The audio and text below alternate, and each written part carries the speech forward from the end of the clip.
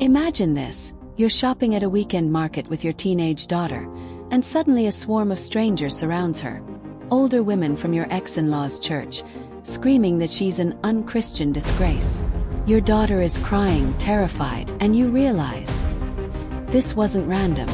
This was an attack orchestrated by your ex-mother-in-law. But what she didn't know was that I had all the ammunition I needed to bring her down.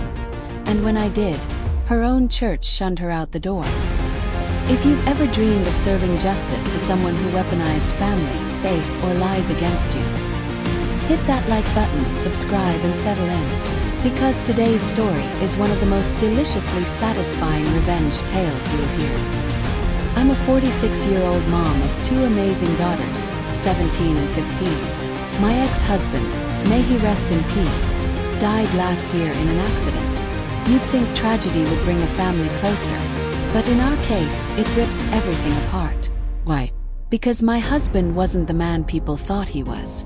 Before he died, I discovered he'd been cheating on me. And worse, he had 2 children with his mistress. When he passed, those poor boys were orphaned. Their mother died too.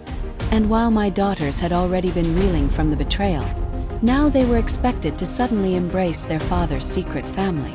My ex-in-laws, his parents, ages 78 and 80, were relentless. They wanted custody of my daughters. They even tried to move into our home. I stood my ground. Court battles began. Tension grew. And through it all, my girls were working with a therapist, trying to process the betrayal and trauma. But my ex-in-laws, they didn't care about healing. They cared about control. One Saturday, my youngest daughter's birthday weekend, we went to the local farmer's market. It should have been a sweet, carefree day. She had a budget to spend on chocolates and treats, her little slice of happiness. But after an hour, she called me sobbing. My heart sank. I sprinted through the market with my older daughter and found her, backed against a booth, surrounded by 6 older women. These weren't strangers. They were from my ex-in-law's church. And they were tearing into my child, screaming that she was unchristian, that she was abandoning her grandparents, and that she was failing as a big sister to her orphaned half-brothers. My daughter's eyes were red, her hands shaking. I could feel the rage boiling inside me. My body shook, my pulse roared in my ears. I stepped in. That's enough. My voice was sharp, louder than I intended. I told my eldest, pay for her things. Go to the car. Now. Then I turned to face the pack of vultures. They sneered at me. One said, "You're a terrible Christian woman. You're supposed to obey your husband's parents." I nearly laughed in disbelief. Obey. The word burned my tongue. My ex was dead, and these people still thought I should be shackled to his family's demands. The shouting got so loud we were asked to leave the market. But the women followed us, literally trailing my car like predators circling prey.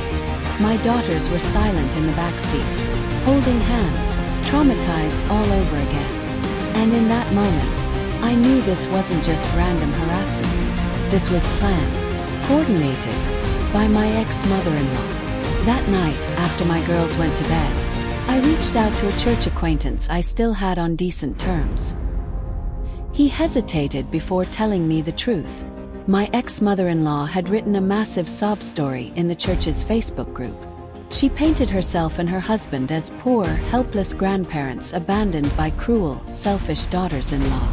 She claimed my daughters refused to talk to them, that I had stolen my ex's money, and, get this, she even claimed the mistress's babies were the result of a surrogate arrangement. Her story was laced with lies so thick it would make a Hallmark movie look realistic. And of course, she milked it for sympathy.